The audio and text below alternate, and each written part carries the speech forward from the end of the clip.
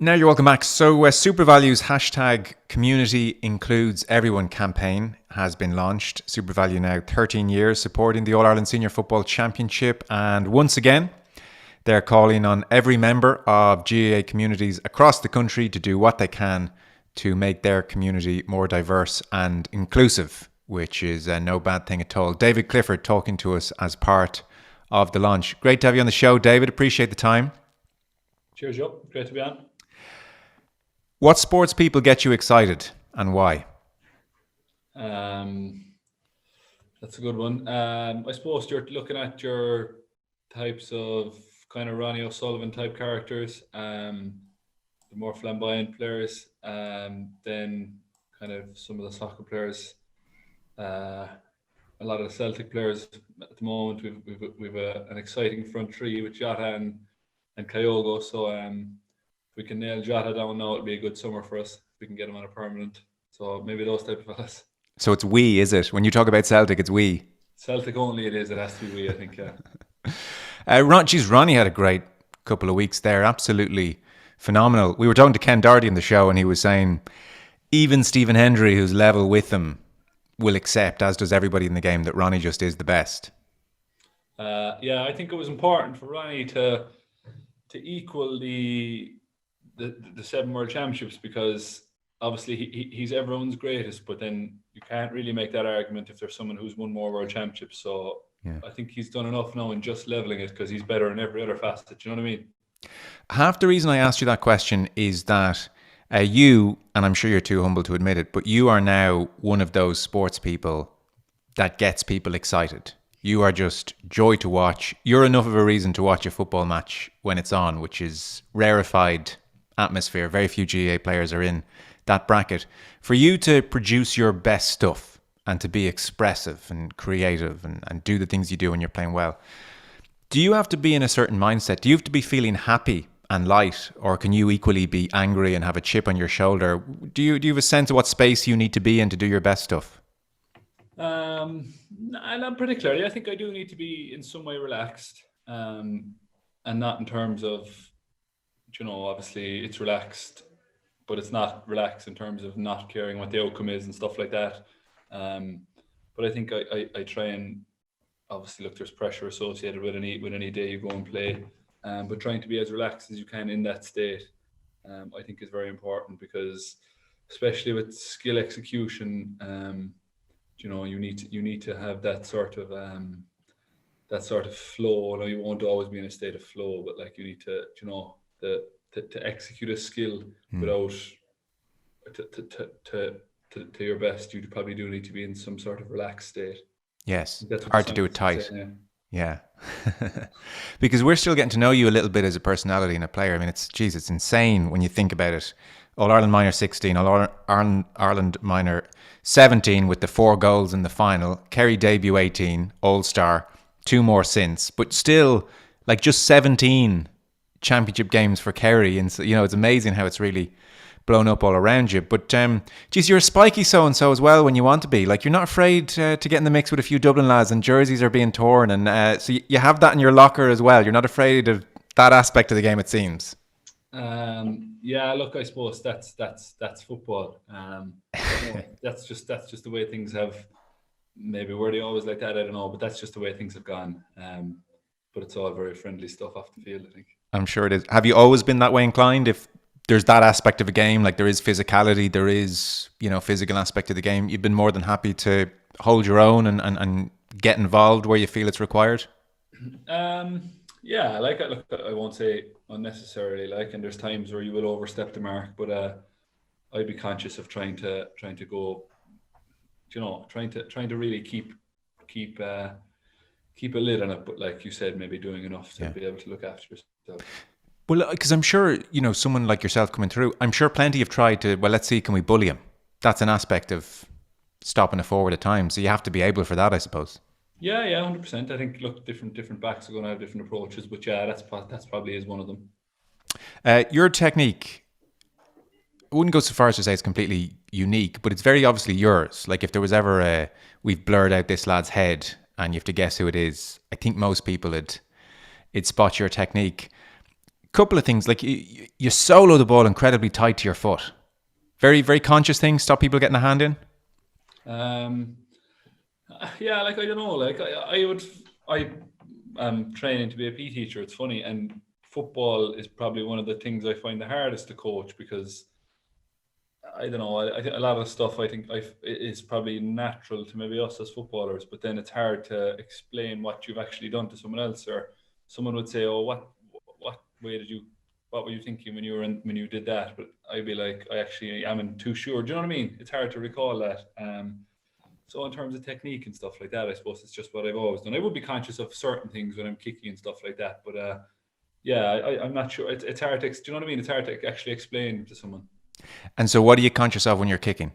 It's just the big thing for kicking is I'm trying to keep the head down, and I am trying to just stroke the ball, not try to kick through it too hard. Probably something I would have only picked up in the last few years.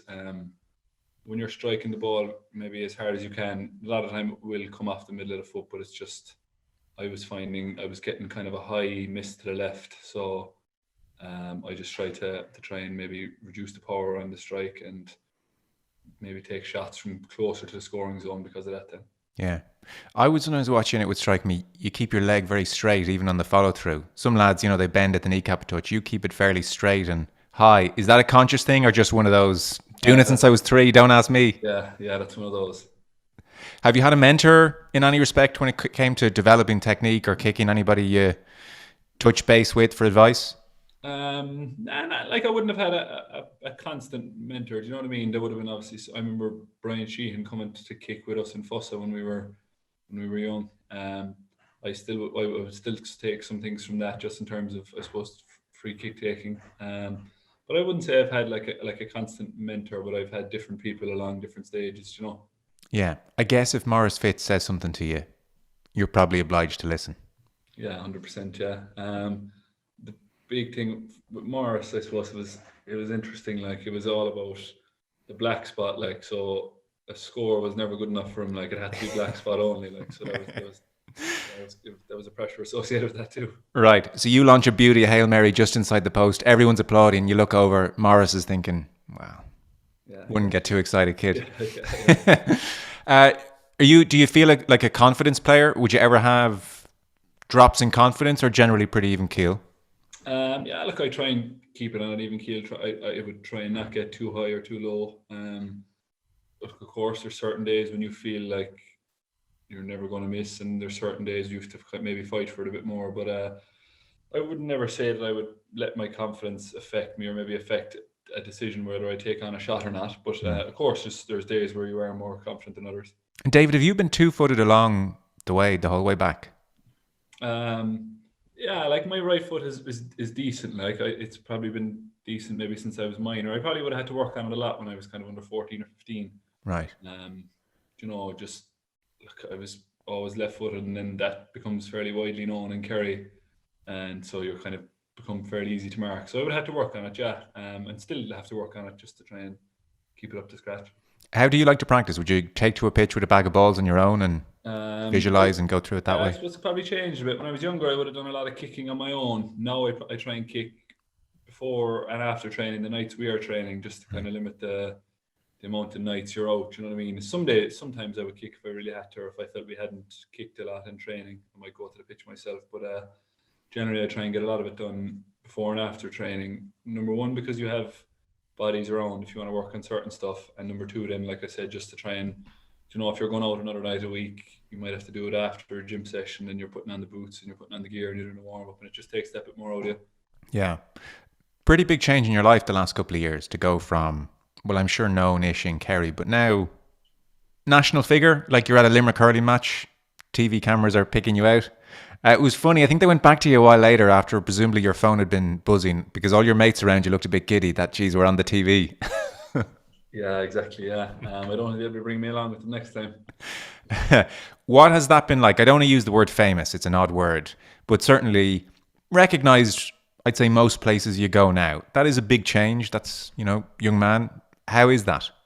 Yeah, look, I suppose I've never tried to pay too much attention to it or get carried away, but I enjoy like meeting kids and meeting people who are telling you stories. Oh, I remember when he played here. I remember when he did this, and I enjoy that. And meeting the kids and getting letters from kids and stuff like that is brilliant to be able to help them out. Myself and my father, we're trying to get back to as many as we can. So look, it's that side of it's enjoyable. And I try not to, I suppose, pay too much heed or attention to it. Okay, so look, I mean, I think you're a new father, and you're playing for Kerry, and you're busy with your PE training, I'm sure. So I don't know how many nights out you have, but is that aspect a bit unusual when you can feel eyes on you? I don't find it to be. I think Good. it's probably not that bad. It's probably not as bad. Look, there can be big crowds around at matches and stuff like that, but I think on a night out, people are worried about their own enjoying themselves. Okay. And so, this is a full-time job for your dad, getting back to kids to kids' letters coming through the door. Are your parents big into sport, or has this been a pleasant surprise for them that their sons are playing for Kerry now? No, my parents would have been massive GA people, and would have went to Kerry games for a long time. They used to travel with the Kerry Supporters Club, I suppose, before we came along. So wow. No, they're massively interested, which is probably nice for them now. Jeez, what a buzz for them. Yeah. So, is your dad tapping you up for information non-stop, or how does that relationship work? No, he's not. In fairness to him, I suppose he's the chairman of FUSA, so he's enough to be looking after with that. He's not. Look, he knows he probably won't get a whole pile, so I don't think he really tries. God, that's amazing for them. So generally, they're going to all the games. You're touching base with them full time, that kind of thing. Because it's funny, Joe Canning was on yesterday. I mentioned, and I was asking him, is there a memory that means a lot to you across your whole career? And he said, without question, it's the good days, full time in a match, touching base with my parents. It's for them. You do it in a big way. So I presume you're probably similarly minded. Yeah, I'd probably try and wait maybe till I get home to meet them or whatever, or a phone call. Right. But yeah, like I suppose you do know probably it brings joy to them. It brings a lot of pressure to them too. Like, and probably brings a lot of, they obviously get nervous for the matches and stuff like that. So but yeah, I know you can see the joy it brings to them, in fairness. Yeah, I'm sure, an amazing thing. So Limerick then, studying PE there presumably is what you said. Fantastic. When did that come onto the agenda, PE? Yeah, like I suppose I did my leaving cert when I was young. What age were you? I was 17, so right. I was still underage for the Carniverie and the Hogan Cup and stuff like that. So I was kind of saying, when I repeat the leaving cert, I wasn't too sure. But I just went off to Tralee IT in the end and did the health and leisure course there, which was brilliant. Then I kind of specialised in PE in third year in Tralee, and kind of decided then that I wanted to try and get into the masters, the 2-year masters in NUL, and thankfully I did. So for the last 2 years, then I've been doing that. But look, it's always been a massive interest of mine. Again, like I said at the start, not in terms of football or coaching or anything like that, but just trying to, I suppose, get a student maybe who hasn't tried out a sport or any sport to find maybe a sport that they're interested in. Yeah. To be able to keep that on for the rest of their lives, whether that's badminton or swimming, I don't really care. Well, I think that's a great thing because, look, I'm a little bit older than you. I don't know if it's changed dramatically though, but like there is that sense in Ireland, if you're not into GAA or soccer or rugby or, one of those mainstream field sports, you mightn't have, you could, unbeknownst to yourself, have a great talent for badminton or something else. So that's a great thing. Or snooker. Like I sense the David Clifford semester 1, week 1 will be snooker week. 100%. Have anything struck you about the mechanics of how we learn sport? I presume you're immersed in that whole area now, and how we train and how we specialize, or anything in that whole area catching your eye? Yeah, I suppose just the area around the you talk about specialization, not specializing too early.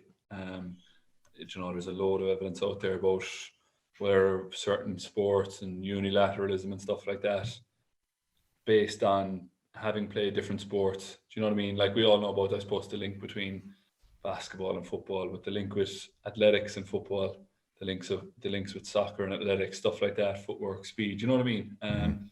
So I suppose the main point around it is that we actually don't need to specialize probably as early as we think we do, and there often is pressure for kids to specialize, which I think is totally wrong, to be honest. You did a bit, didn't you? You played soccer. Yeah, I played soccer up to when I played soccer up to when I was called into the Kerry minors. So it would have been, a game in both each week or 2 games in both every week, whatever it was. So I think that has stood to me. You have other players who play a lot of basketball, play rugby, probably not as much rugby in Kerry, but you obviously have those links across the board. So yeah, I think it's we can see the benefits from it. Yeah, I listened to your chat with Owen Sheehan a few weeks back. A centre half, which blew my mind. I mean, I had you as naturally everyone would striker all day long. So kind of elbowing forwards in the head, centre half. That was your gig. Yeah, I wouldn't have. I remember a coach one time sending me clips of Franco Baresi, who I didn't know at the time. So I think I was kind of maybe that style. Okay. Oh dear. So I mentioned fatherhood. I didn't actually even realize this. Is it Ogie? Yeah. Was he was born the day after the Tyrone defeat? Yeah, he was born the morning. We'll say the following night and morning after. Yeah.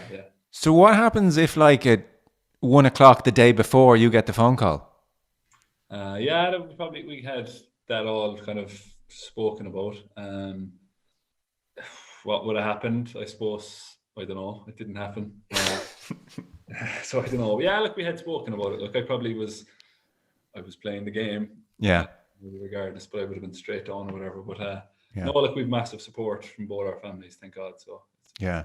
What a kind of joyful thing to have come into your life. Sleepless nights and you're all over the shop, or are taken to it okay? No, we've been lucky. Like sleep wise, he's been unreal. Right. So we haven't experienced that, thank God. No, look, it's been great fun. In fairness. Okay, well, congratulations, amazing. 2022 for real. The talk of Kerry is like a bigger emphasis in defence. Is that something that you very much felt has been worked on this year more than others, or what's your read on that? Yeah, like I don't know. Like I suppose, look again, like management teams have different approaches. We our backs have just taken it to another level on an individual level. I think so that they have to get a lot of credit for that, and that then obviously has brought on the collective. So look, it's been a focus. Not that it wasn't a focus before, but it probably has been maybe a bit of a larger focus this year. Yeah. To what extent do you feel it's a slight disadvantage? I want to phrase it fairly.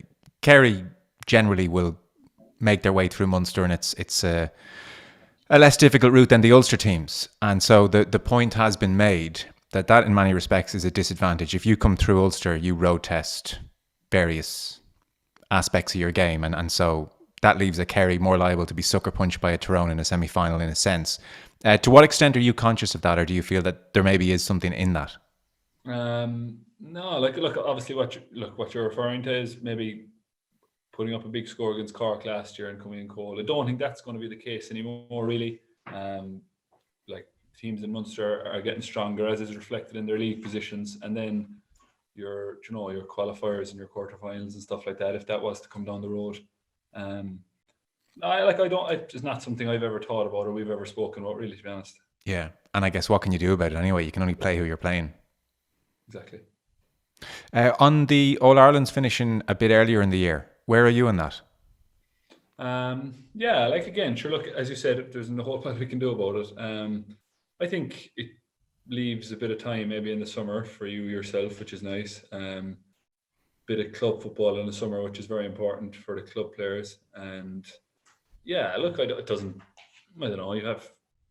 I wouldn't see I would see only positive things associated with it, really. Obviously, look, the traditionalists might say different, but I don't think that's really important.